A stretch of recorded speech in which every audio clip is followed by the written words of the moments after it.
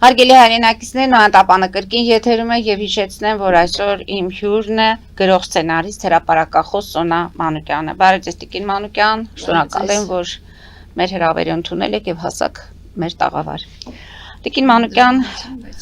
միշտ ամեն անգամ ձեր հաղորդումների նախապատրաստվելիս որոշում ենք, որ պետք է խոսենք մշակույթից, որտեղ դա շատ կարեւոր է, նորել ենք ասում, բայց մշակույթին չենք հասնում, որտեղ հասարակական երևույթները եւ քաղաքական երևույթները, գործընթացները բավականին շատ է եւ ուզում ենք հասկանալ, թե դրանք ինչ են տեղի ունենում, որքանով են մշակույթի հետ կապված եւ հենց մի թեմայի անդրադառնանք վարչապետ ուղիղ եթերում արցախցիներին որակեց փախածներ։ Միլիարդներ ենք ծախսել, որ դուք այնտեղ մնաք, փախածներով եկել եք ու չփորձեք ասել, որ ես եմ հանձնել Ղարաբաղը։ Հիշեցնեմ, որ դեռ 2025 թվականին Ալեն Սիմոնյանը արցախցի լրագրողին ասում էր, դուք դուրս եկաք այնտեղից, չնայած կարելի էր մնալ եւ պայքարել միջև վերջ եւ պետք էր կռվել։ Իդեպ Արցախ-ադրբեջանական համարող Ալեն Սիմոնյանը ոչ վաղանցյալում ավելի շուտ 5 տարի առաջ ասում էր, որ Ակնան իր հայրենիքն է։ Մի խոսքով, իշխանականները այս թեզը շրջանառում են, բայց որ վարչապետը հունից դուրս գա ուղիղ եթերում, մենք բոլորս գիտենք, որ քան է փորձում ինք լինել հավասարակշռված, բայց արդեն կարծես թե կամ չի ստացվում, կամ ասելիքն է շատացել, կամ մեղադրանքները։ Մի խոսքով, ինչպես եք բացատրում, ինչու տեղի ունեցավ այս միջադեպը, ընդ որում, որը հնարավորություն եւ առիթ տվեց ընդդիմադիրներին խոսելու։ Ամբողջ աշխարհը խոսում է էթնիկ զտման մասին, իսկ Փաշինյանը նրանց փախածներ է անվանում։ Ուզում եմ այս կինն իմանա, որ իր կողքին եմ եւ կողքին են նաեւ շատերը։ Նա ասել է այն, ինչ շատերն են ուզում ասել։ Սա ասել է Լևոն Քոչարյանը։ Իշխան Սաղաթելյանը նշում է, որ ոչ մի ներողություններ, որը խնդրեց Նիկոլ Փաշինյանը, չի փրկելու Փաշինյանին, որովհետև նա պետք է ամեն դեպքում արդարադատության հետ առնչվի։ Ինչու տեղ ունեցավ այս միջադեպը, որ կողմը պետք է լիներ զիջող, որ կողմը պետք է լիներ պետականամետ, եւ ընդհանրապես ինչպես մեր ՄԻՊ-ը հայտարարեց, բռնի տեղահանվածների հանդեպ պետք է լինել բավականին զգուշավոր, մեր հայտարարություններում եւ դա ոչ թե միայն վերաբերվում է հասարակ ժողովրդին, նաեւ պաշտոնատար անձանց։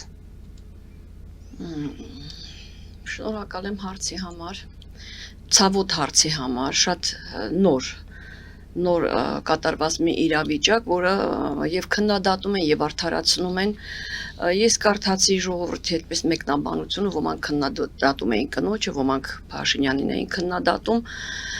եւ ճիշտ էին երկու կողմից էլ։ Ես կուզեի մեր արցախցի տիկնոջը հարցնել, որևէ մեկի նախկիների հետ կապված որևէ մեկի հետ համարձակություն կներ այդպես խոսելու եւ գոռալ իմ վրա ձայն չբարձրացնեք, չգիտեմ ինչ էր։ Նախկիները Արցախ չեն տվել, Տիկին Մանուկյան։ Նախկիները նպաստել են, հող են պատրաստել Արցախ տալու համար։ 30 տարի շարունակ թալանել են երկիրը, մեծ լավագույն հնարավորություն են տվել Ալիևին զինվելու, պաշտպանվելու, հզորանալու, ինչը որ մենք հիմա Աստծուց խնդրում ենք ունենալ հզորանալու համար։ Այդ բոլորը նվիրել են թշնամու, որ թշնամի ոտքի կանգնի ու անի այն ինչ որ արեց։ Դա մեկ։ Փաշինյանի խիստ քննադատում եմ, որ քննադատում եմ ինչի համար, որ ինքը չի կարողանում հունից դուրս չգալ։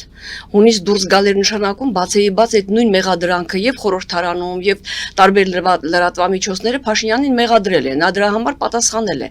Լավ է պատասխանելված սխալ թե ճիշտ դա թող ժողովուրդը քննի, բայց որ այդ պատասխան եղել ու քանիցս նույն հարցի մասին վեճեր եղել են, դա նոր բան չէր։ Այնինչ եղավ մետրոյում, դա նորություն չէր։ Քանի անգամ մենք լսել ենք այդ նույն խոսակցությունը խորհրդարանում։ Խորհրդարան, որը չգիտեմ էլի խորհրդարանն ասելն անհարմար է, այդպիսի խորհրդարան ես չգիտեմ երբ ենք ունեցել։ Միայն ռազմորկեքի տեղ, միայն վեճերի տեղ, միայն ասելիքի տեղ, բայց անելիքը քննարկել թե ինչ որ մի բան անել չկա դա։ Այնպես որ ես գտնում եմ, որ քննադատության արժանի են եւ տիկինը եւ վարչապետը։ Ուրեմն, եթե ասում է փախած, չգիտեմ, ես այդ բառերին կողմնակից չեմ, բնականաբար լավ է արել, գոնե որ ներողություն է խնդրել, բայց ես արցախցիներին մի հարց կտամ։ Առիթ եղել է մի անգամ, մեկին հարցրել եմ, չեմ ուզում անունով կոչումով ասել, Ստեփանակերտից էր, նոր էին եկել Արցախը հանձնելուց հետո նոր էին եկել, ասեցի, «Էս ինչ արեցիք դուք»։ Կարող եք գոնե զենքը պայթացնել, չտալ թշնամուն։ Փաշինյանն այնտեղ էր։ Զենք հավաքեցին, տվեցին թշնամուն միլիոնների, միլիարդների զենք։ Այդպես են պայքարում երկրի համար, հայրենիքի համար։ Բայց չեն կարող շղթել, որ նրանք չեն պայքարել Տիկին Ես չեմ ասում չեն պայքարել են, որ այդքան տարիներով մնացել են, պայքարել են, բայց այնպես չի որ Հայաստանից չեն պայքարել։ Հիշենք, որ այդ ամեն դեպքում հայաթափմանը նախորդեց բլոկադան, մարդիկ արդեն հյուծված էին, սոված էին, անհույս էին, հղիները, մանկահասակ երեխաները Շատ վտանգավոր իրավիճակ ստեղծեց թշնամին մեր ժողովրդի համար, արցախցիների համար։ Այդ վտանգավոր իրավիճակի մեջ ժողովուրդը չկարողացավ, ես եթե կհիշեք, օգոստոսի վերջին խնդրում եմ, ուղղակի խնդրում եմ Արայիկ Հարությունյանը հանկարծ հրաժարական չտա։ Դա օգոստոսի վերջի իմ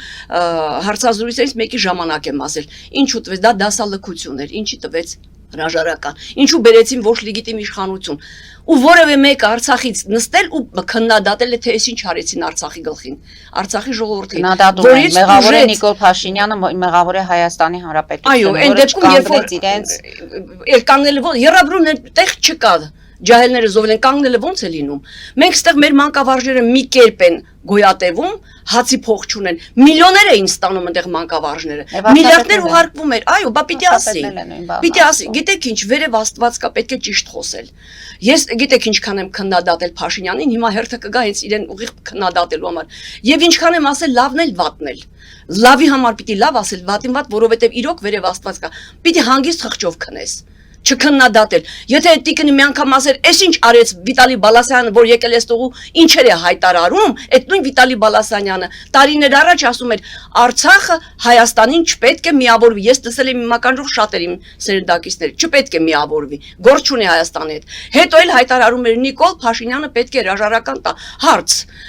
Դու եթե չես ուզում միավորվել Հայաստանի հետ, առանձին ես, քո ինչ գործ է Հայաստանում ով է ղեկավար։ Նիկոլ Փաշինյանը չի Պողոս Գրիգորյանն է։ Ինչ տարբերություն քեզ համար, չէ՞ որ դու չես ուզում միավորել։ Հիմա եկել է այստեղ հայտարարում է, որ պետք է մտնի միութանական, չգիտեմ, պետության մեջ այո, դե հիմա տեսեք, այդ գեներալը, այդ իրենից կշիռ ներկայացնող մեկը, որ իբր առաջին Արցախյան պատերազմ հաղթանակ են տարել, ոչ մի անգամ չմտածեց զենքի, զինվոր, չգիտեմ, ռազմական մարդը չասեց զենքը պայթեցնենք չտանք թշնամուն։ Բա մտածեին, եկել են մեղավոր են ման գալիս։ Մենք գիտենք Նիկոլ Փաշինյանը ինչքան մեղավոր է, հիմա հերթը կգա ու ես իրան քննադատեմ։ Հարցը դրա մասին չէ, բայց որ նրանք քննադատում են ոչինչ չանել դեպքում եւ ասում են ինչ եք արել։ Եռաբլուրում էլ տեղ չմնաց մեր տղեր, ես զարմանում եմ, այդքան երախտամոռ չի կարելի լինել։ Քննադատում եմ այդ կնոջը, քննադատում եմ Նիկոլ Փաշինյանի խստագույն իրեն չկարողանալու տիրապետելու համար, այո, պետք է կարողանալ։ Քննադատելով հանդերձ հասկանում եմ, որ ես էլ էմոցիոնալ եմ, ես էլ հաճախ ափերից դուրս եմ գալիս, որ չեմ ուզում այդպես լինի, բայց բաներ կա, որ ինձ որոշել էի, որ կարողանամ ինձ երևի տիրապետել, պատահում է, որ չի ստացվում։ Բայց հիմա քննադատելով նաև Փաշինյանի, որի բառերը պետք է չափավորեր խոսելու այդ մեկտեղ, բայց գոնե փառք ու պատիվ են առումը, որ ինքը ներողություն խնդրեց։ Ես ուզում եմ իմանամ, այս ամբողջ տարիներին, ուրեմն հոկտեմբերի 27, մարտի 1, ամբողջ, չգիտեմ, Ալան Թալանը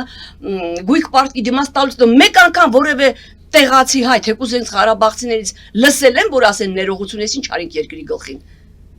Ոչ ոք չի ասել, հենց հաջորդ օրը թե մի քանի ժամ հետո Փաշինյանը ներողություն խնդրեց։ Ընդ որում, երբ որ լրագրողները ասացին, որ այսպեսի բառ է ասել, նա նույնիսկ չէր էլ հիշում, որ ասել է։ Հնարավոր է էմոցիա, զուտ մարդկայնորեն եմ ասում, հնարավոր է, որ էմոցիայի ժամանակ չտիրապետելով չհասկանա բառերը, հնարավոր է։ Տիկին Մանուկյան, ով ում պետք է համոզի, որ Արցախը ամեն դեպքում Փաշինյանն է տվել։ Փաշինյանը փորձում է Հարությանը ապացուցել, համոզել, որ ինքը չի տվել, հասարակությունը չի համոզում, հասարակությունը նրան է համոզում, որ դու ես տվել։ Այս խնդիրը ինչպես պետք է լուծվի։ Ում է տվել Փաշինյանը, Փաշինյան չէ, ասենք մեր երկրից։ Հայաստանի Հանրապետությունը ամեն դեպքում այդ հայտարարությունը արել, որ Արցախը Ադրբեջանի կազմի մեջ է ճանաչել։ Ինքն է ճանաչել։ Բա 91 թվից ասածը ինչու են գաղտնիք պահում։ Ես ասել ու ասում կրկնում եմ 4-ին էլ պետք է դատապարտեն։ 4-ին էլ պետք է բոլոր իրենց բաժին մեղքեր ունեն։ Պետք է դատապարտեն յուրաքանչյուր։ Սա է պատճառը, որ չեն դատապարտում եւ հասարակությունը չի ստանում։ Մեծագույն սխալներից մեկը լուստրացիա չարեց։ Իր ներողությունները իր մեղմացնում է իր արածները, հասկանալով էլի, բայց չի արդարացնում այն, որ ինքը լյուստրացիա չարեց։ Գժվեցինք խնդրելով, արեք լյուստրացիա, որ այ հիմա էլ պետք է արվի, որ իմանանք ովքեր են գնում խորհրդարան։ Ովքեր են գնում խորհրդարան, հանցագործներին տանել լսել խորհրդարան, հետո գզվրտոց տարիներով մարկա մենք սպասում ենք խորհրդարանական նիստ է լինելու, այսպես սպասում ենք երկրի ճակատագիրը որոշող ինչ-որ նախագծեր, ինչ-որ քննարկումներ եւ նորից կռիվներ, նորից կռվեն, նորից թողնում դուրս են գալիս, այդպես խորհրդարան են լինում, այդպես են ձևավորում։ Դա չի լինի, ես հիմա սպասել եմ 5 տարի 3-րդ ուժին, բայց եթե այդ նախկիները այդքան Արցախի համար ցավում էին, դուրս գան քաղաքական ասպարեզից, տեսեք ոնց 3-րդ ուժը կգա։ Արցախը ետ են վերադարձնելու Տիկին Ես վստահ եմ, բայց ոչ իրենք չէ, ժողովուրդը։ Ամենակիչը գոնե Արցախի կոսովացումը կլինի։ Գոնե դա կլինի։ Արցախցիները պետք է հավաքվեն, պետք է Արցախի ղեկավարությունը, ռազմաքաղաքական ղեկավարություն եւ ոչ միայն դա, որևէ երկրում պետք է վտարանդի իշխանության, վտարանդի կառավարության ստատուսը ստանա, այնտեղից պայքարի, Հայաստանից ինչքան պայքար կգնա, ինչքան աջակցություն գնա, չգիտեմ, բայց անեն այդ բանը հասնեն Արցախի կոսովացմանը։ Բայց Նիկոլ Փաշինյանն ասում է տնավորվեք Կապ արդեն չունի այստեղ, տնավորվեք։ Կապ չունի։ Նիկոլ Փաշինյանը չի կարող մի ամբողջ ժողովրդի ճակատագիր որոշել ինչ-որ 1-2 բառով։ Այն ժամանակ, որ ինքն ասում էր, գիտեք ինչ կա, շարժումը չկա արդեն, ընդ որում Ղարաբաղյան շարժումը չկա։ Արցախը չեն ասում, Արցախ ասում են Ղարաբաղ։ Տեսեք նույնիսկ այդ էմոցիաների ընթացքում նույնիսկ էլի չի ասում։ Ես էլ ասեցի, էմոցիաների բան նախ վաղ է, որ մենք կարողանանք անդադ այդ մեր բառացանկում օգտագործվող բառը արագ հանել։ Դա մի քիչ շուտ է, մեր սերունդները կհանեն։ Դա բառ չէ, դա հիշողություն է, որը մեզ ասում են մոռացեք, Ղարաբաղ կամ Արցախ ասացի մասին։ Կոնֆլիկտային է, մի հիշեք դրա մասին։ Ես դրան դեմ եմ, ոչ ոք, ոչ մեկը չի կարող մարդու հիշողությունից, հատկապես հայի հիշողությունից գենից ջնջել, կլինի Արցախ, կլինի Ղարաբաղ, ինչ ուզում են տարածք հայրենիք ասածը, ոչ ոք չի կարող հանել հիշողությունից, նրա ասած մոռացեք կապ չունի։ Մոռացեք, որտե պատերազմ կլինի։ Եթե նույնիսկ պատերազմ կլինի, չենք մոռանա։ Բայց դա չի նշանակում, որ մենք հենց հիմա այսպես դատարկ ձեռքերով գնում ասում ենք, գիտեք ինչ կա, եկել ենք տանելու։ Այնտեղ էիք զենքնել ձեր ձեռքներ, բա գա եկել էիք, բա տանեիք, բա կռվեիք։ Կռվել են։ Այդպես ես համաձայն եմ, կռվողներ եղել են, տեսել եմ, մարդկանց հանդիպել եմ, բայց կռվում են որ ասում են իրենց երեխաներին, իրենց զավակներին են փրկել եւ դրան նախորդել է 9 ամսվա շրջափակումը։ Եթե գուցե այդ ամիսները չլինեին, պատերազմի ելքայլ լիներ։ Այո, եւ ամբողջ աշխարհի աչքի առաջ 9 ամիս մարդկանց շրջափակման մեջ պահեցին, ով չէր հասկանում, որ հայրենազրկություն է սպասում հայ ժողովրդի այդ հատվածին, բոլորը գիտեին, ոչ ոք ոչինչ չարեց։ Դա պիտի արվեր տեղում, պիտի արվեր, այն ժամանակ, երբ որ մի քանի հոգի Ղարաբաղից կա, դու տեսնում եք, ես Ղարաբաղ կամ Արցախ երբեմն նայած ինչ եմ ասում, դրանից կարգավիճակը չի փոխվում, այն ինչ որ մեր հայրենիքի մի հատվածն է։ Քանի անգամ այնտեղ կարող էին հենց աղմուկը, տեսարանը, ցույցերը, գրած նամակները, ամեն ինչը երկրի աշխարհի տարբեր տեղեր հասնեն, ասել օգնեք, տեսեք, ուրեմն Մուսալերում ինչ արեցին։ Չէ, նավերը գնացող նավերին հայերը որ բարձրացել էին Մուսալերան վրա, գրեցին հայերը վտանգի մեջ են, փրկեք, ֆրանսիական նավերը եկան, տարան, անեին ինչ որ մի բան անեին, չեմ ասում չեն արել։ Աշխարհն ասում էր նշաձողը իջեցրեք։ Դե աշխարհը տեսնում եք, ուրեմն Նիկոլ Փաշինյանը ոչ մի բան է աշխարհի դեմ։ Չլիներ Նիկոլ Փաշինյանը, լիներ մեկ ուրիշը չէր իջացնի մեկ ուրիշը եթե լիներ, այդ մեկ ուրիշն ասում է, եթե ես լինեի, այս պատերազմը չէր լինի։ Դες պատերազմը նախապատրաստ էին, հիմա եթե ինքը լինի, ով որ չի լինելու, կտանի ուղիղ միութենական խոսքով են, որ մասնատեն Հայաստանը մասնատեն Ռուսաստանը, Ադրբեջանը եւ Թուրքիայի միջև։ Մենք շատ զանգեր ունենք Տիկին Մանուկյան, լսենք մեր հեռուստադիտողին։ Լսում ենք ձեզ, դուք եթերում եք։ Բարև ձեզ։ Մեր հայ ազգը տարավոր երազանքներով է ապրի։ Վիլսոնյան Հայաստան, եսիմեսեն։ Մի օր գա, որ ամենը կասկանակ, որ Փաշինյանը ճիշտ է ասում, որ այդ ինչ կանոնում ենք, գոնե դի պահպանենք։ Կամ բան եմ ասում։ Շնորհակալ ենք զանգի համար, մեկ զանգի էլ լսենք ու շարունակենք։ Լսում ենք ձեզ, դուք եթերում եք։ Բարև ձեզ Տիկին Մարի, նորից մեկ ուրիշ զանգահարող էր զանգում, այդքան շուտ կար տևեց մի զանգը։ Հարց չուներ, պարզապես ասաց, որ Նիկոլ Փաշինյանը ճիշտ է անում, որտեղ այս եղած Հայաստանը պետք է կարողանանք մենք պահպանել։ Դուք 20 վայրկյան ուշացումը, օքեյ, շատ լավ։ Ամեն դեպքում ողջունում ձեզ Տիկին Մանուկյան, տապանի եթերից, նավանի եթերում, հեռավոր գլնդելից, նորից շատ ուրախ ենք ձեզ տեսնելու։ Տիկին Մանուկյան, դուք գիտեք շատերս ձեզ հարգում ենք որպես ինտելեկտուալ, մտավորական, բայց գիտեք գալիս է մի պահ, որ մեր նույնիսկ սիրած քաղաքական գործիչին, երբ որ նա արդեն չափը անցնում է, նրան կամ պաշտպանելը արդեն ինքնախապեյություն է, կամ էլ պատասխանատվությունն է վերցնել նրան պաշտպանելու գործում, հատկապես եթե մենք հավասարեցնում ենք։ Դեմ հարցը այդ արցախցի կնոջ հետ կապված է ձեզ, տեսեք, ես նկարագրեմ մի մոմենտ ինչ տեղի ունեցավ, այդ կինը չէր սկսել խոսակցությունը, սկսեց վարշապետը երեխայի հետ խոսեց, կինը չէր ցանկանում խոսալ։ Եվ երբ որ կինը ասեց իր կարծիքը, վարշապետը շարունակեց խոսակցությունը եւ հետո արդեն հունից դուրս եկավ, սկսեց կնոջը կորղալ, մատով թափտալ, ընդ որում իր հաղթանդամ այդ տիկնապահի կողմից պաշտպանված լինելով, որ կինը ոչ մի բան չէր կարող անել եւ երեխա էր նստած։ Եվ ցանկանում եմ իմանալ, տիկին Մանուկյան, դուք արդյոք ապահով զգում եք ապրել մի երկրում, որտեղ երկրի ղեկավարը սկսում է փակ տարածքում վագոնում, սկսում է խոսակցություն ձեր հետ, դուք ձեր կարծիքը հայտնում եք, հետո սկսում է գորգրալ եւ տարբեր բաներ ասել, եւ դուք շանս չունեք կամ պետք է պատասխանեք կամ պետք է ենթարկվեք։ Ընդ որում այդ կինը ոչ մեղավոր է Վիտալի Բալաստանյանի համար, ոչ նա որևէ գործ ունի այդ զենքը պայթեցնելու հետ, ոչ Արայիկ Հարությունյանի հետ, ոչ Քոչարյանի հետ։ Նա պարզապես իր հայտ ճամփորդում էր եւ հանկարծ Փաշինյանը, երկրի ղեկավարը, Պաշտոնյան, իրեն սկսում է նման ձևով վարվել։ Դուք ապահով կզգայիք նման իրավիճակում։ Շնորհակալություն։ Մենք էլ ենք շնորհակալ։ Շնորհակալ եմ հարցի համար։ Ուրեմն, եթե դուք ուշադիր լսեցիք, ճիշտ է համարել Նիկո Փաշինյանի պահվածքը։ Հա, ինձ հիշեցրեք հարցերի Առաջինը դա է, երթականությունը։ որ ճիշտ է վարել, որտեղ սա եղած Հայաստանի պահպանության մասին է խոսակցությունը։ Գիտեք, բավականին բավականին բարդ է, այսպես լիարժե գնահատական տալ, ճիշտ է թե սխալ, իսկ եթե մենք մտնեինք պատերազմի մեջ ու իրականում կորցնեինք սա, ես ամենևին խնդրում եմ բոլորին, ամենևին Նիկոլ Փաշինյանին պաշտպանելու մտադրություն չունեմ։ Պարզապես մենք պատմությամբ համոզվել ենք, որ մաս-մաս տասնամյակներով, հարյուրամյակներով տվել ենք իրականում, մենք ոչինչ չենք վերցրել, իրականում Հայաստանցիները պաշտպանեցին Հայաստանը, պահպանեցին Հայաստանը։ Այսպես տարբերակում ենք անում, արցախցիները Եկեք չկտրվենք աշխարհաքաղաքական իրավիճակից։ Պահեցին։ Չէ, այդպես չի։ Եկեք աշխարհաքաղաքական իրավիճակից չկտրվենք։ Ինչ որ կատարվում է աշխարհում, դա մեր վրա ազդում է։ Այնպես որ եթե հիմա Իրանի ու Իսրայելի եւ Ամերիկայի միջեւ բախումներ կան եւ մերձավոր արևելքում գիտեք ինչ խժժություն կա, դա անմիջապես Հայաստանի վրա ազդում է։ Այնպես չի որ մենք որոշեցինք ու այդպես արեցինք, կամ որոշում էինք չանել ու չէինք անում, այդպես չի։ Մենք աշխարհի մի մասն ենք հատկապես այն հատվածի, որտեղ հիմա թեժկացայի նման եռում է։ Դա պահելը բավականին բարդ է։ Ես խնդրում եմ,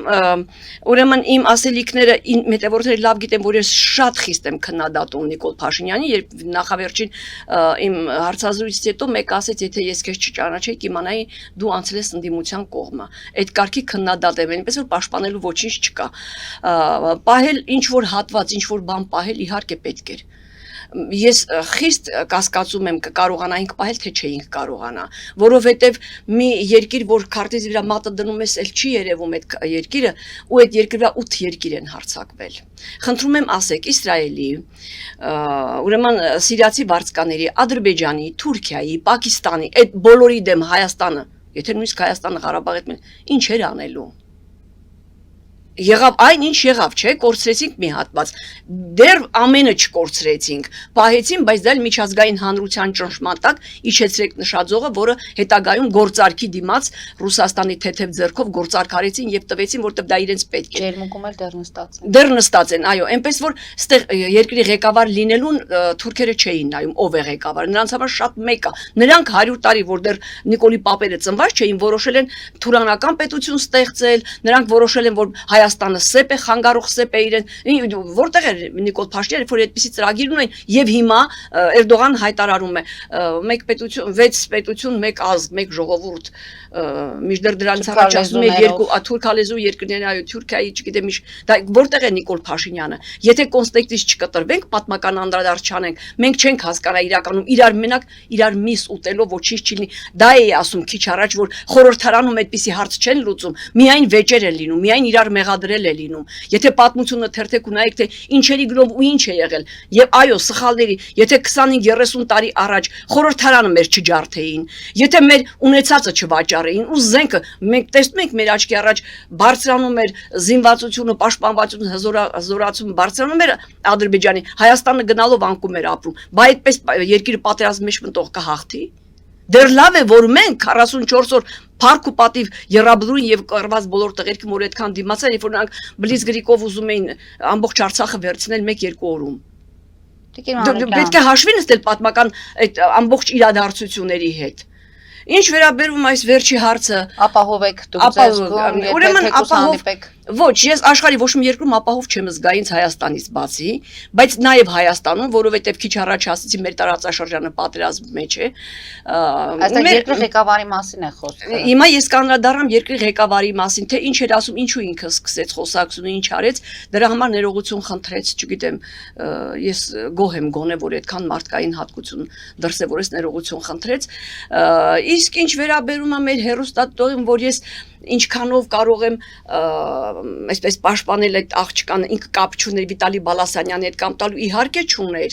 իհարկե չուներ, բայց մեծ մասշտաբով գնալ երկրի ղեկավարին քննադատելու, չտեսնել, ասում է աչքիդ փուշը չես տեսնում, գերան չես տեսնում, ուրիշի աչքի փուշն ես տեսնում։ Դա այսպես քայլ առ քայլ 20-30 տարի պատրաստած հաղթանակ ու տանուլ տված պատերազմ էր, ինչը որ եղավ մեր հետ։ Հիմա եթե այդ կինը չի գիտակցում, զայրույթից, վիրավորանքից, ափսոսանքից, ցավից խոսում է, այո, պիտի հասկանալ նրան։ Ես չեմ քննադատում, ինքը հունից դուրս ոնց որ Նիկոլ Փաշինյանը հունից դուրս եկավ, նույնը նա հունից դուրս եկավ։ Այս է, որ երկու կողմերը փորձում են մեկը մյուսին համոզել, թե ով հանձնել։ Իսկ եթե խորհրդարանում լիներ այն կոմպրոմիսի գնալը, կարողանային հարց լուծել, ոչ թե կռվել, այդպիսի խոսք չէր, այդպիսի միջադեպ չէր լինի մետրոյում։ Դա եկել է մեր խորհրդարանից։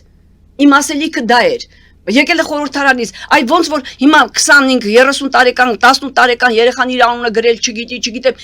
իրեն դրսևորել չգիտի հասարակության մեջ, դա եկել է դպրոցից, մանկապարտեզից, ընտանիքից, հիմքից պիտի նայել, ինչի է այդպես խախտվեց։ Այս ինչ եղանք, չկա լսելու մշակույթ, չկա, մենք չենք լսում իրար, մենք միայն քննադատում ենք։ Ես չլսեցի, մեկ ասե, գիտեք, ես մեղավոր եմ, ես ինչ արեցի։ Բոլորն ասում են, դու ես մեղավոր։ Դե դեպքում այդ երկրի վիճակը այսպես կլինի։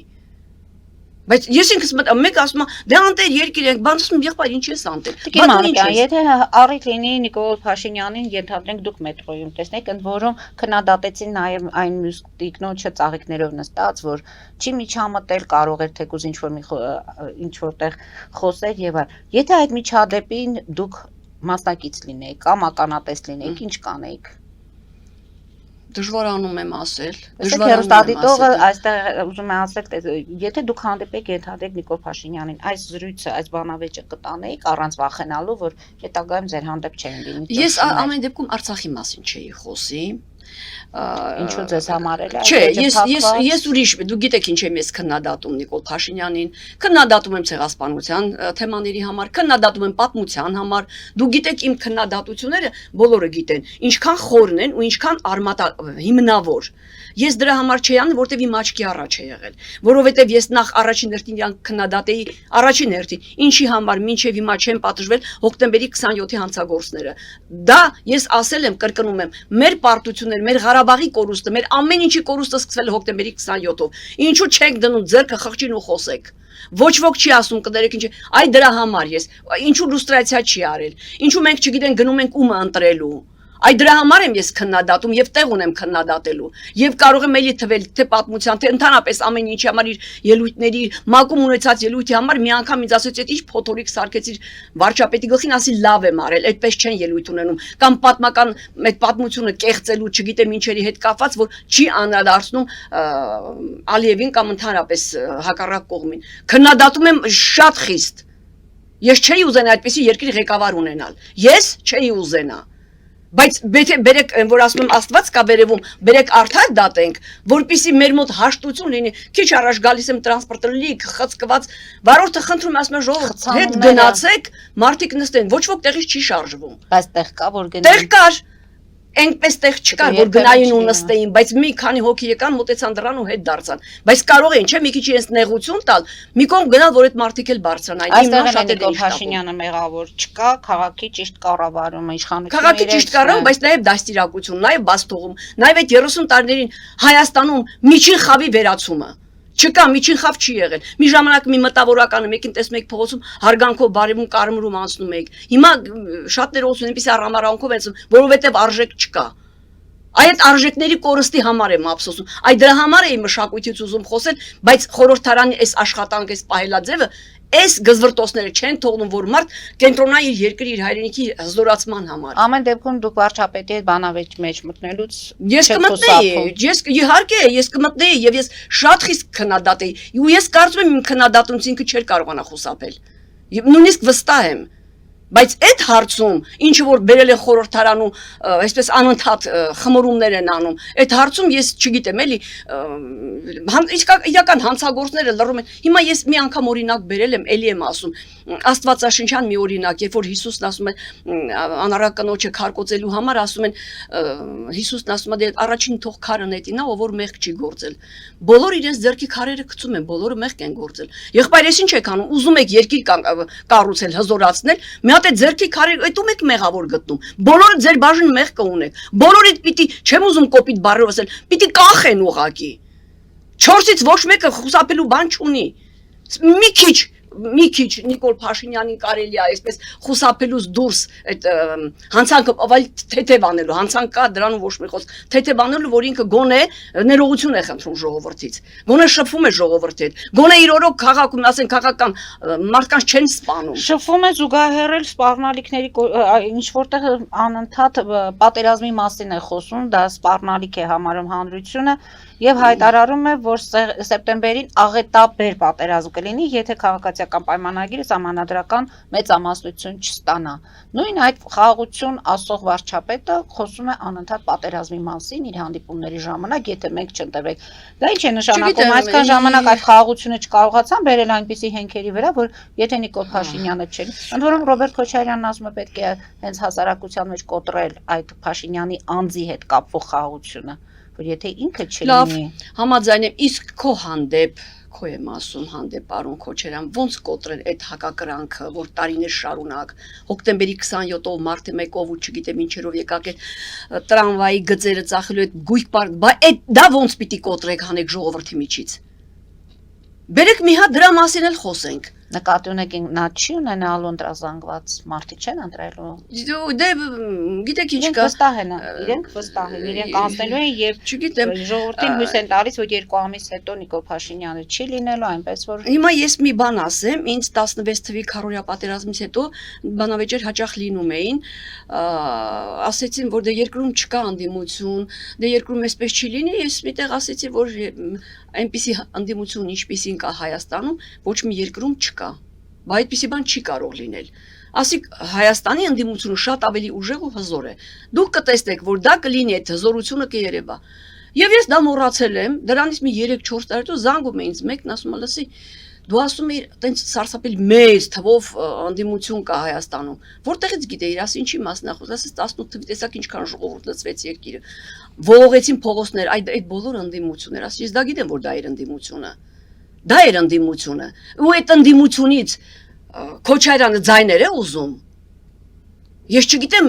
փողի գնով պիտի առնեն, ինչի գնով առնեն։ Եթե այդքան հայրենասեր են, այդքան չեն ուզում Նիկոլ Փաշինյանը, քանից ասել եմ, հիմա կրկնում եմ, չեն ուզում որ Նիկոլ Փաշինյանն ասնի, դուրս եկեք քաղաքական ասպարեզից, 10 օր չի տևի Նիկոլ Փաշինյանին կհանի ժողովուրդը։ Դիտման մնում եք, դուք իրար արժեք, նա քննադատում է նրան, նա նրան։ Երկուստ էլ ճիշտ եք ասում, երկու կողմից էլ ճիշտ եք ասում։ Բայց ինչ վերաբերում է այդ անպատկառությանը, որ ով մեղ կա գործել թողնա քարերենետի, դա դուք երբեք չեք ձեր վրա վերցնում, որ մեղ եք գործել։ Ինչ նշանակում թշնամուն հիանալի ժամանակներ տալ զինվելու համար, իսկ դու երկիրը թալանես։ Ինչի մասին, իմ ժամանակ պատերազմ չի եղել։ Նրանք այդքան անխիլ չէին, որ այդ ժամանակ գային կռվելու։ Նրանք հզորանային նոր գային, այդ ժամանակը նվիրել էին իրենց եւ թալանում էին երկրի օգնելով թշնամուն։ Հիմա ըստ ձեզ Ինչու խաղաղություն պիտի այսօրվա օրով մենք Նիկոլ Փաշինյան ունենայինք ղեկավար, ինչի համար։ Իրենք բերեցին։ Իրենք բերեցին։ չեն ընդունում։ Իհարկե չեն ընդունում։ Իրանք կընդունեն, որ այդ քարեր նետողներից մեկը իրանք է, որ պիտի քարը ձեռքից գցեն, որ խորհրդարանը խաղաղվի, որ այնտեղ հաշիվ պահանջեն Նիկոլ Փաշինյանց ոչ թե Վարչապետն չի կռիվանեն։ ընդունում, որ իրեն բերել են, իրեն ժողովուրդն է ընտրել։ Ժողովուրդը կանգնեց ցանկացած մեկի կողքն էր կանգնելու։ Ցանկացած մեկի Նիկոլ Փաշինյանի կողքը չէր կանգնելու։ Ցանկացած մեկը միայն թե նրանք չլինեին։ Դա ավազակախումբ էր։ Տիկին Մանուկյան, եթե այս ամենը ամփոփենք, արդյոք այս միջադեպը կարող է ազդել հենց վարչապետի վարկանիշի վրա։ Ինչպես ընդ որում ընդդիմությունը նշում էր, որ վարչապետը մարզերում է այցեր կատարում, քանի որ Երևանում նրա ռեյտինգը բավականին ցածր է։ Ընդ որում սա Երևանում կատարած այցի շրջանակներում եղավ միջադեպը։ Ես դժվարանում Ճիշտ է, եմ մարզերում է ասել, լինում, բայց այսպես գիտեք դժվարանում եմ ասել, նախ մարզերում այդ ասֆալտապատումները, մանկապարտեզների, դպրոցների, թոշակների հետ կապված ինչ որ անում է իշխանությունը, ապահովագրությունները, դա բոլորը այո, դպրոցները, մանկապարտեզները կառուցում ամեն դեպքում դրանք դրա համար ասում եմ դա կարող է եւ իհարկե իր ազդեցություն ունենալ, իսկ ինչ վերաբերում է,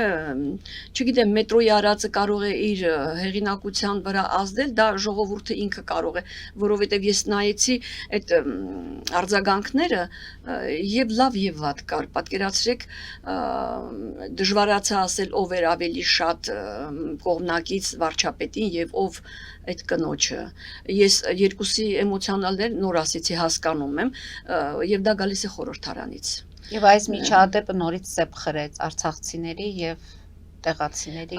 Գիտեք, ես արցախցիների լսում եմ, մեկը կա, որի հետ շփվում եմ, ասեց խնդրում եմ Նիկոլ Փաշինյանին չքննադատես։ Նույնիսկ Ազնիվ խոսք Շուշիից է եկել։ Առաջ է Արցախյան պատերազմի ժամանակ Լմորն է կորցրել։ Ասեց խնդրում եմ չասես իրեն ոչ մի բան։ Դուք չեք տեսել ղեկավարները ոնց են լինում այնտեղ, որ ասում էին հասարակ մարդու չի ընդունում Բակո Սահակյանը։ Երեք անգամ ասում գնացել եմ ընդունելության, ասել է հասարակ մարդու չի ընդունում։ Ինչ եք եկել, ասում դուք չեք տեսել ղեկավարը ոնց է լինում։ Խնդրում եմ բառացի փոխանցում եմ, հիմա կլսի, ասի շնորհակալ եմ, որ ասեցիր։ Խնդրում եմ Նիկոլ Փաշինյանին չքննադատեց։ Իսկ ես ասեցի, ես չեմ կարող չքննադատել, որտեվ այնինչ ես եմ տեսնում, ես շատ լավ եմ հասկանում խորքային վտանգը դրա։ Բայց ինչ որ նրանք են տեսել, նրանց արածը սարսափելի է, նրանք ինչ են արել։ Տիկին Մանուկյան, դուրս գան կարճատև գովազդային դադարի եւ ասեմ շատ զանգեր ունենք, փորձենք լսել նաեւ մեր հեռուստադիտողին։ Հարգելի հայրենակիցներ, կարճատև գովազդային դադար, որից հետո կվերադառնանք տաղավար եւ կշարունակենք, հետեւեք խնդրեմ։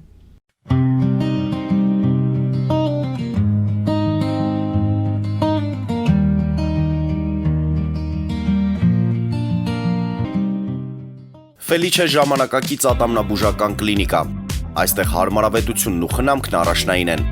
Այստեղ կիրառվում են ատամնաբուժական ամենաժամանակակից տեխնոլոգիաներ, ճշգրիտ ախտորոշում, արդյունավետ բուժում, նուրբ փորձառություն եւ անհատական մոտեցում։ Սկսած սովորական մանրուքներից մինչև առաջադեմ ընթացակարգեր, այստեղ դուք գտնվում եք բարձր որակավորում ունեցող եւ փորձառու ատամնաբուժական մասնագետների ձեռքերում։ Մեր բարեկամական եւ հյուրընկալ անձնակազմն այստեղ է յուրաքանչյուր այցը հաճելի դարձնելու համար։ Ֆելիչե, ձեր առողջ եւ ամենաերջանիկ շպիտը սկսվում է այստեղից։ Եկեք եւ բացահայտեք նորարարության փորձագիտության եւ կարեկցանքի կատարյալ համադրությունը։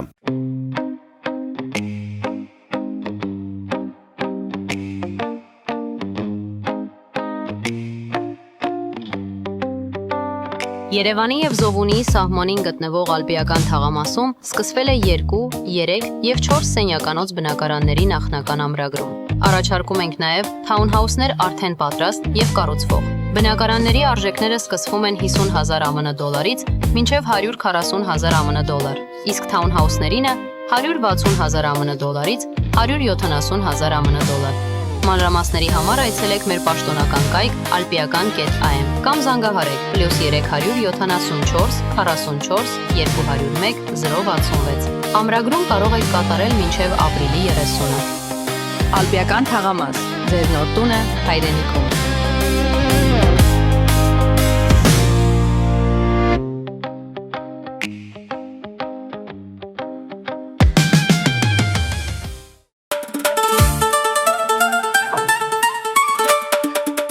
Երևանն եք ուղարկում։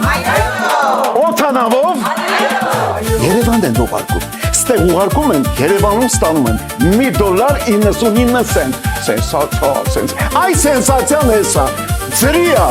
Իսկ ավտոմեքենաները կարող եք ուղարկել անհավատալի ցածր արժեքներով։ Նավով վճարում եք 1 արկղի համար, 2 արկղել անվճար։ Ասեք,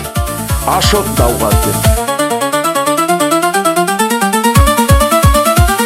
Jackpot հագուստի խանութը երկրորդ մասնաճյուղն է բացել Գլենդելի սրտում, որտեղ կարող եք ձեռք բերել եվրոպական եւ ամերիկյան ընտիր հագուստեղեն, կոշկեղեն, աքսեսուարներ, պայուսակներ ամենահարմար արժեքներով։ Նաև կարող եք ցանկացած ապրանք պատվիրել եւ ձեռք բերել կարճ ժամանակում։ Jackpot-ի Գլենդելի հասցեն է 1135 North Pacific Avenue, հեռախոս 818 813 2252։ Jackpot հագուստի լավագույն կենտրոնը Գլենդելում։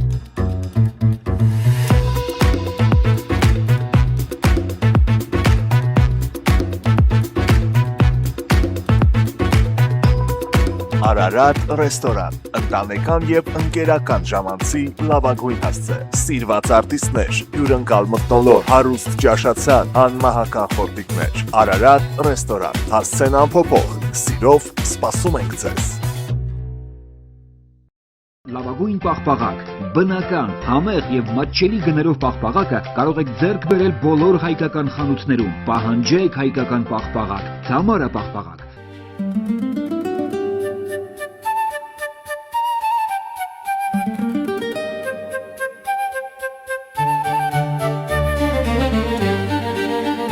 Նոյան տապան տպարան,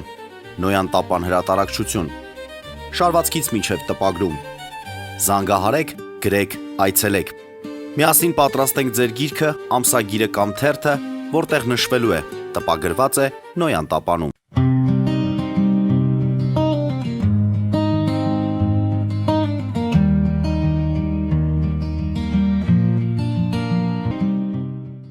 Արգելի հայրենակիցներ, Նոյան տապանը կրկին եթերում է, մենք հեռախոսազանգ ունենք, լսենք մեր հեռուստատիտողի։ Լսում ենք ձեզ, ձեր հարցը։ Okay, բարև ձեզ, շնորհակալ եմ ձեզ եւ ձեր հյուրին, որ մեկ դրանամ, բայց ճիշտ է խոսում։ Ուրեմն հարցս այսպեսին է, այս միջադեպը տեղի չպետք ունենար։ Մեր Փաշինյանը ցույց է տալի եւ իրոք այդպես է շատ ժողովրդական է, շատ բարի է, բոլորին զիջում է, ներում է եւ ինքը չպետք է գնա մետրոյի մեջ եւ ժողովրդին ցույց տվեց, որ ինքը շատ հավասար է, որևէ մարդու հետ հավասար ու հարցազրույց անցկալ։ Նա պետք չունի, որովհետև շատ մարդիկ ոչ լուրեր են նայում, ոչ քաղաքականություն գիտեն եւ չեն մեղադրում Արցախին եւ այդ տիկնոջը, որովհետև ինքը կորցրել ընտանիքը, իրան ոչ բան չի տակ, ոչ Հայաստան, ոչ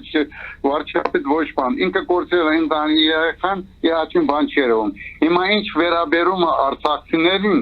հիմա ասենք ես օրինակ բերեմ, որ բոլորը իմանան եւ ես խոսակցությունը վերջացնեմ։ Օրինակ բանի ժամանակ 1915 թվականի կոտորածի ժամանակ մեղադրում են այդ շրջերին, որ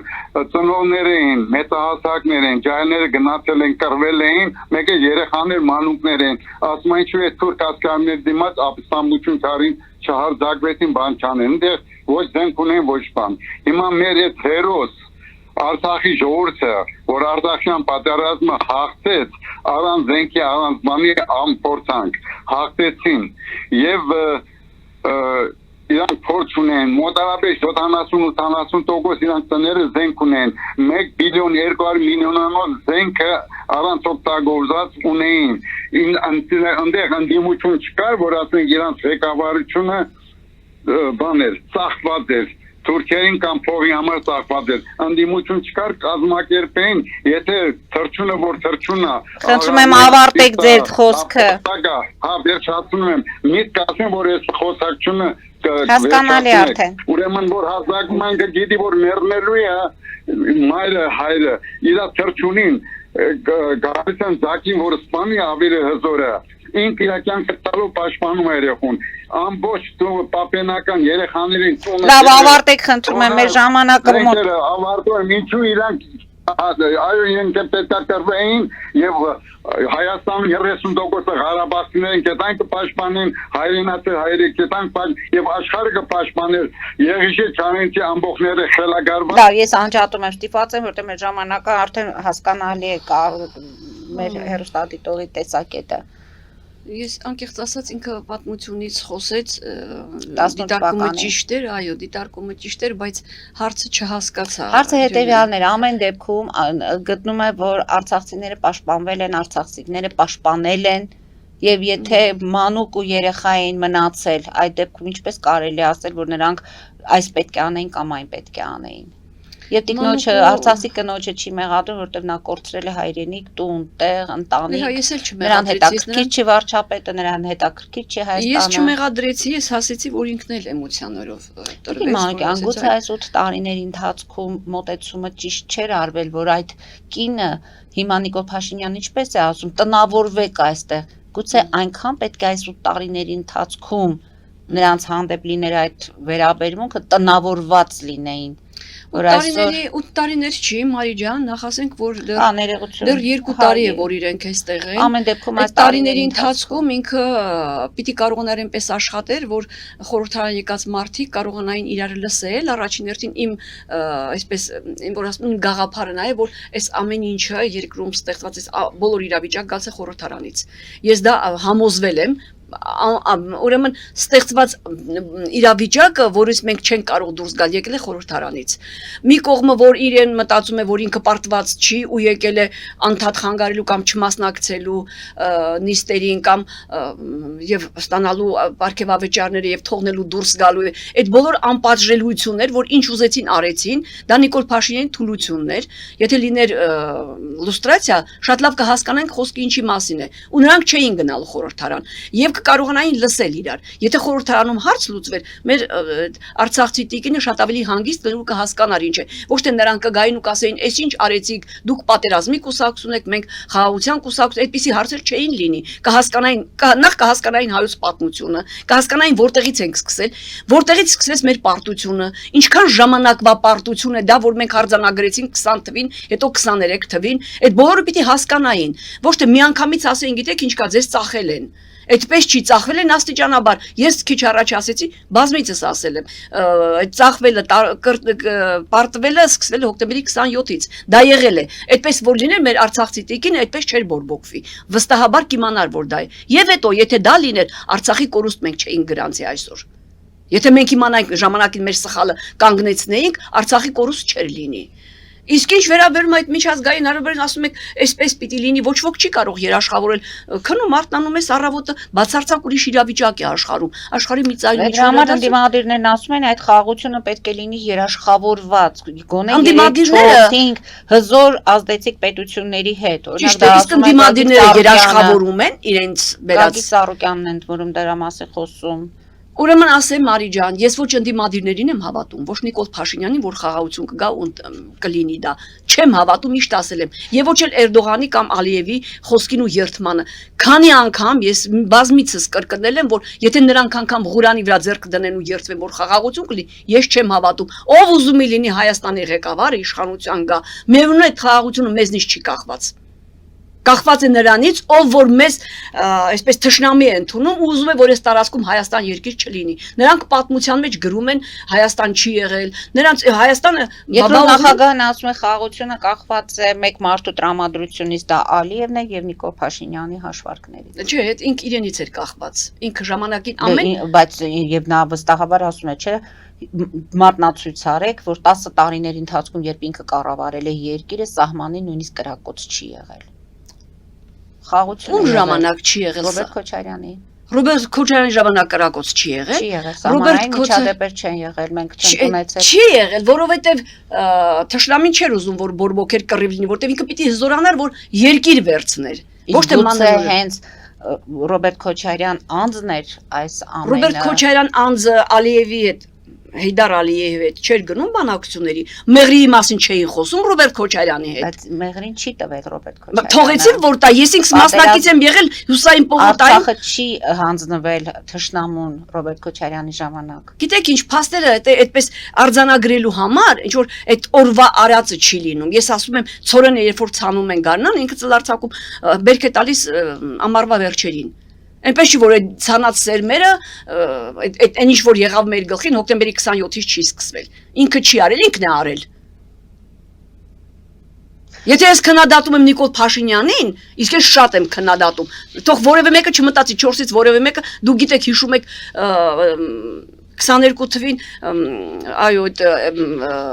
Մարտինիսի ու Ջերմուկի դեպքերի ժամանակ Լևոն Տեր-Պետրոսյանին ինչ կարգի քննադատեցի։ Եվ բոլորին ոչ մեկն էլ այդպես նորմալ մի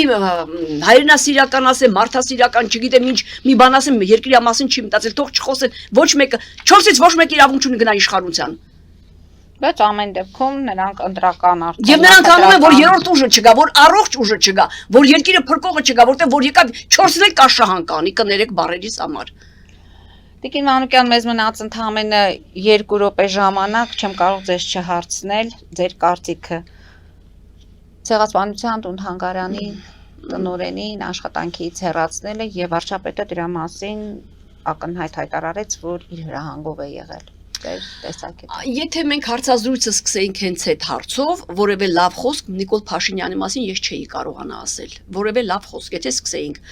Դուք գիտեք եւ հետո իմ հետևորդները գիտեն, որ իմ համար սարսափելի զգայուն թեմա է ցեղասպանության թեման։ Էլ չասեմ գրքի հետ կապված, չասեմ այդքան 24 տարի մի գիր գրել միայն ցեղասպանության մասին։ Շատ բաներ չասել, որտեղ քանիցս ասել եմ արդեն։ Ուրեմն ես կարծում եմ ոչ ոք դա կլինի Նիկոլ Փաշինյանը, կլինի Թրամփը, ով ուզում է լինի որևէ մեկը գիտնականի ակադեմիական գործունեությունը սահմանափակելու իրավունք չունի։ Սադրիչ գործողություն։ Դրա անունը կդնեն սադրիչ, կլինեն հարասնա, ինչ ուզում են դնեն, չունի իրավունք ակադեմիական գործունեությունը սահմանափակելու։ Ես գիրք գրել եմ, ինչ որ ասեց ցեղասպանության համար։ Ուրեմն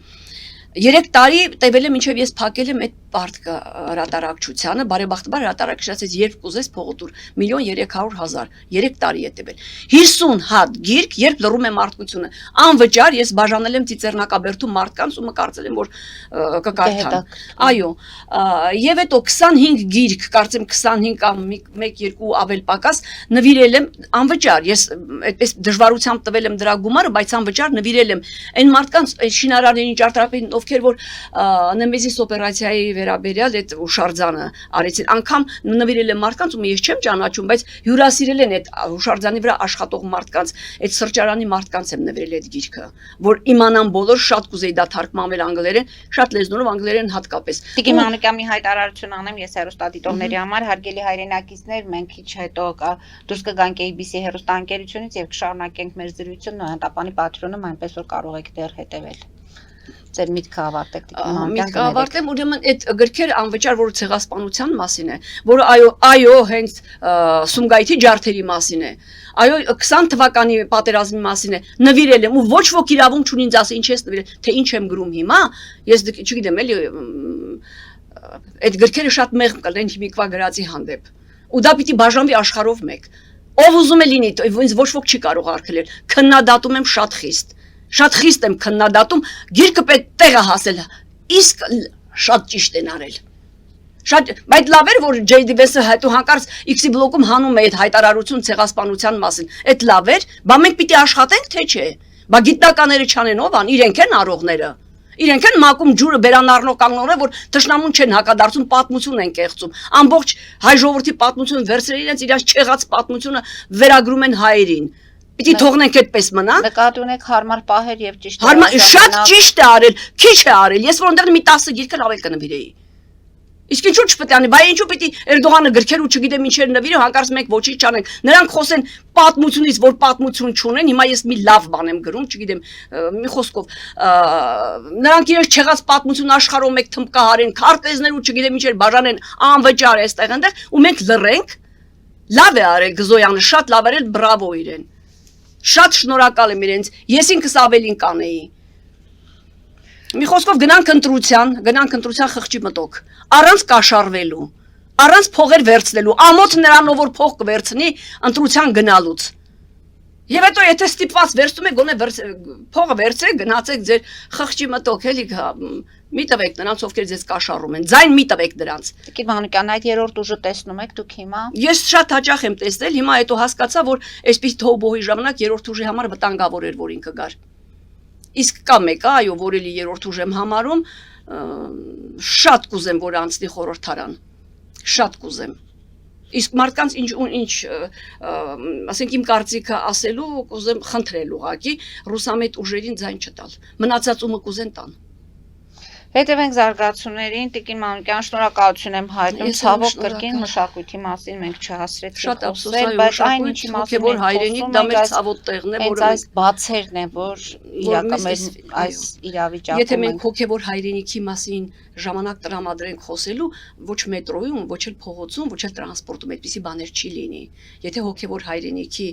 մասին խոսք լինի ու մարդը լսի, ասի իմ կողքի ես տրանսպորտում խնդրում ասում տեղ տվեք մարդիկ նստեն, մի քիչ սիրեք իրար էլի, մի տղամարդ վերևից գոռացում բրավո տիկին։ Մի քիչ սիրեք իրար, ինչ կլինի։ Դա հոգևոր հայրենիքի մշակույթի բացակայությունն է։ Այ դա կուզեի լիներ։ Իմ այսպես ասած սրտի թեման, որ չի ստացվել, որ այսքան տարիներ մենք շատ երկար դրան ժամանակ տրամադրենք։ Մենք կարծում եմ առանձին պետք է ինչ-որ մի հաղորդաշար կամ չգիտեմ ինչ հնարավոր կլինի։ Ամեն դեպքում շնորհակալություն եմ հայտնում, հեռուստադիտողն էլ է ձեզ կարոտել, հաճախակի փորձենք ձեզ հրավիրել։ Հագրելու գործ ունեի, չհասցրեցի գալ։ Կարծում եմ էլի կհանդիպենք մինչև ընտրությունները,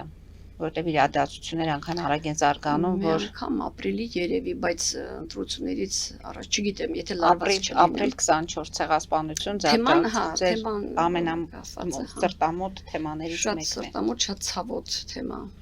Տեսնենք մի խոսք ասեմ, թող հեռուստադիտողների համարին ասում է մարդը, որի մի տեղը ցավում է, ձերքանթա ցավոտ տեղին է դնում։ Այ դա մեր ցավոտ տեղն է, ամբողջ ժողովրդի աշխարհում էքսպրոված հայության ցավոտ տեղն է, դրա համար ձերքը միշտ է տեղ դրած։ Եվ մենք բոլորս հիմա հետևում ենք, թե արդյոք ապրիլի 24-ին կկարողանան վերանորոգված հուշարձանով խոսել եմ թանգարանում, գիտաշխատողներից մեկը ասեց 3-ը, այդ սյուներից 3-ը աշխատում ենք, որ հասցնել կհասցնենք, լավ կլինի, շատ լավ աշխատում են, օր ու գիշեր եղանակային այդ վատ պայմաններով էլ ապահովում են, որպեսզի կարողանան որևէ կերպ ապահովեն մարդկանց հոսքը, իսկ ես կարծում եմ, որ մարդկանց հոսքը շատ կլինի այս տարի։ Շնորհակալություն ևս մեկ անգամ, Տիկին Մանուկյան։ Հարգելի հայրենակիցներ, այսօր այսքանով ավարտում ենք, հետևեք զարգացումներին, մնացեք խաղաղությամբ։